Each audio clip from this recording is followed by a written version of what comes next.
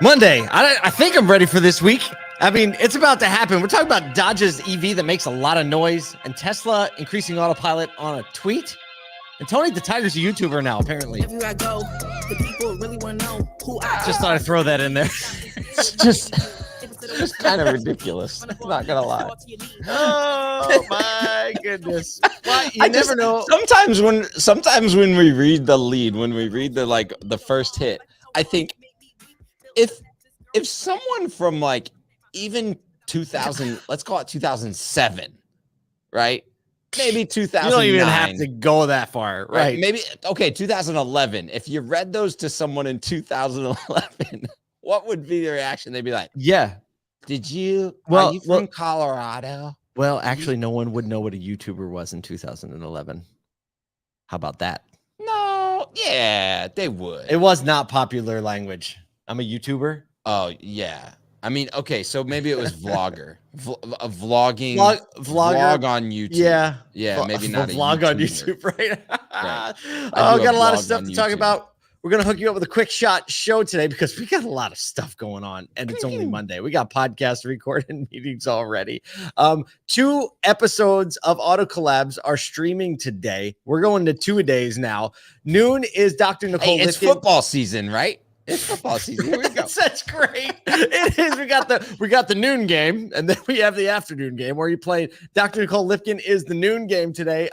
Her interview was unbelievably amazing. It was the first time Michael or Kyle had ever had a chance to talk with her, and we just got into it. Also wrapping up 3:30 with our man Brian Singh, talking about some stuff, and he has, let me just say, the best lighting of any podcast we've had so far. So if you tune in, just tune out and check out the lighting because it's worth talking about. Last week and Friday, all things used cars in the room. It was a throwdown. We have a summary in today's email. If you don't get the email, you should get it because it's awesome and it goes out every morning. You can get it at ASOTU.com. We're going to just skip the introductions and be like, hey, if you haven't gotten your tickets to ASOTUCon.com or ASOTUCon, you should get them right now at ASOTUCon.com, especially if you're a dealer because it's heating up. We're throwing down.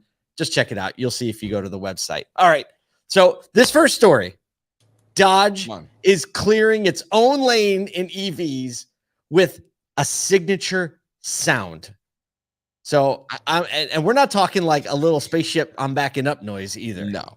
We're talking about making some heads turn. Isaac, do you have the video clip? Let's just play this thing. Roll the clip. So this is the Twitter video. If you're watching, if you're listening, I can't hear it, which is a critical part to this story is hearing it. We could try to roll it again. Okay, so we'll see if we can get that figured out so you can hear the audio.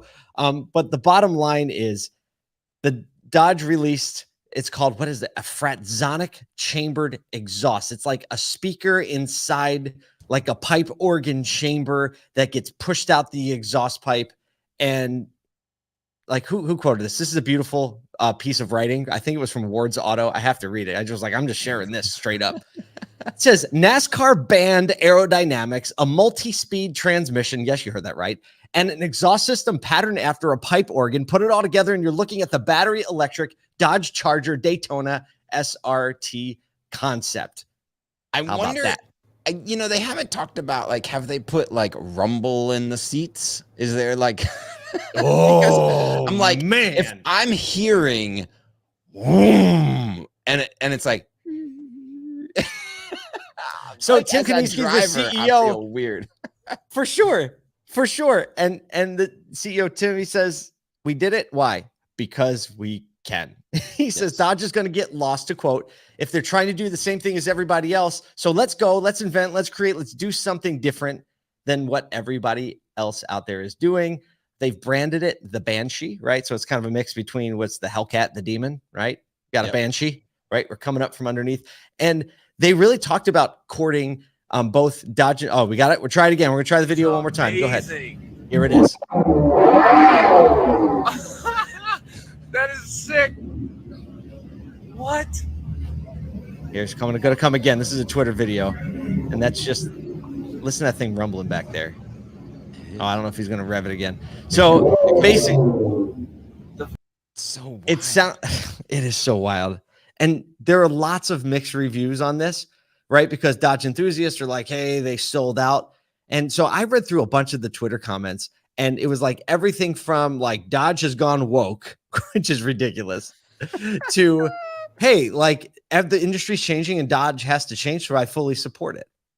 Personally speaking, I love it. I think it's genius. I love it. I've been trying literally since I saw this story come out. I've been trying to find, there was a movie that came out late 90s, early 2000s. I don't really know, but basically there was this concept EV car in it. And do you remember? Are you remembering? I do. This? And I do. feel like it was a Dodge something. And when it pulled up, it had like this ferocious sound to it. And it had a ferocious sound. Yes. If someone on the stream remembers what that is, please let us know, because I'm just having these flashbacks to like someone tried this, right? And there was this whole idea of maybe it's not, that's not like what people actually want. So I'm still intrigued. Obviously, there's a lot of attention on it right now. That video has over 1 million views just on Twitter.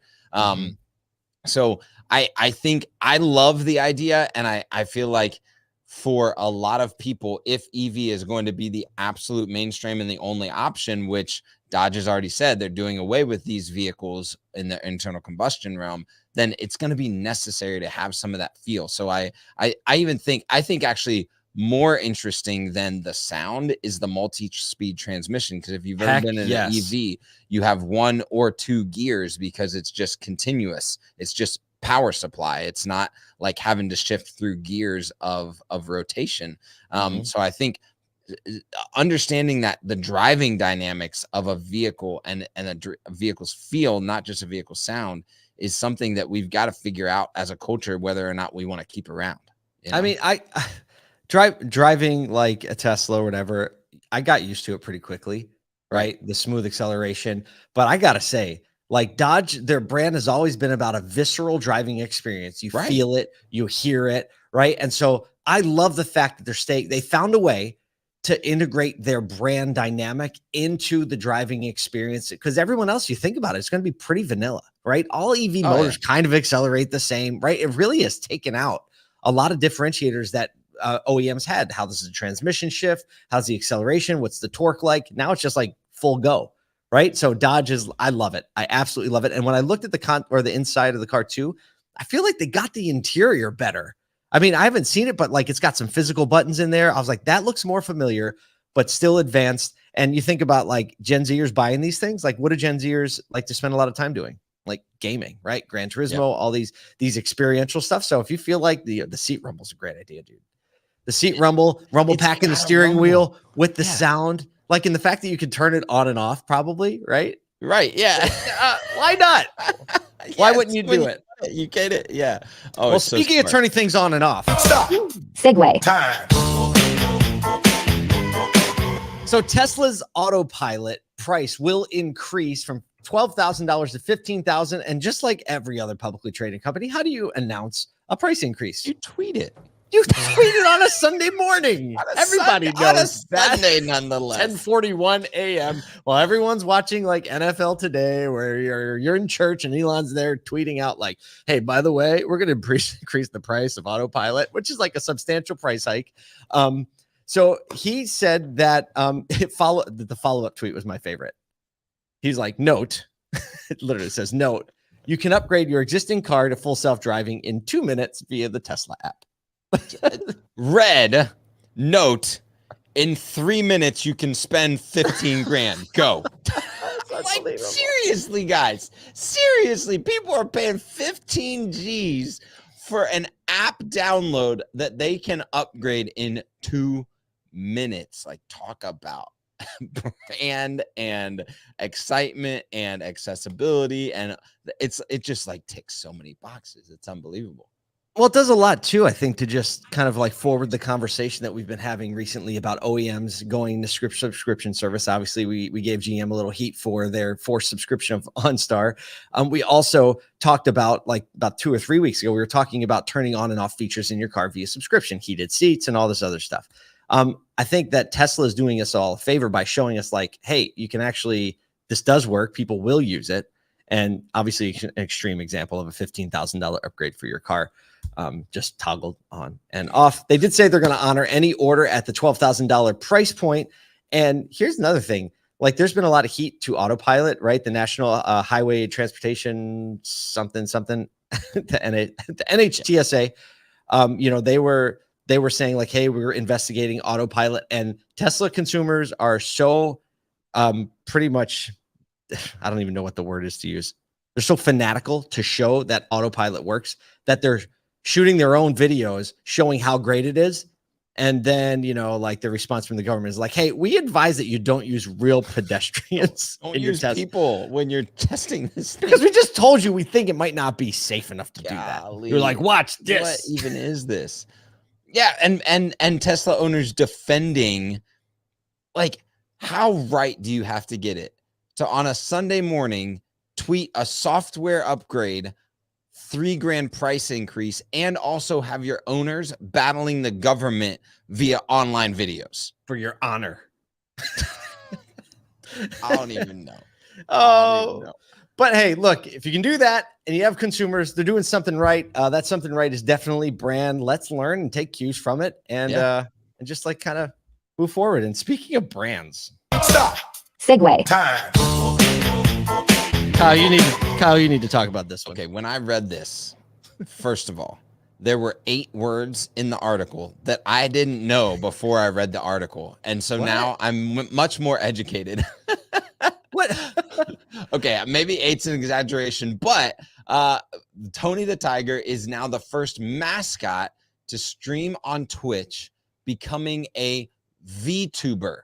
So this is something that's a little bit different than just like a regular YouTuber. And obviously the trend has switched from not just YouTube, but over to Twitch as well.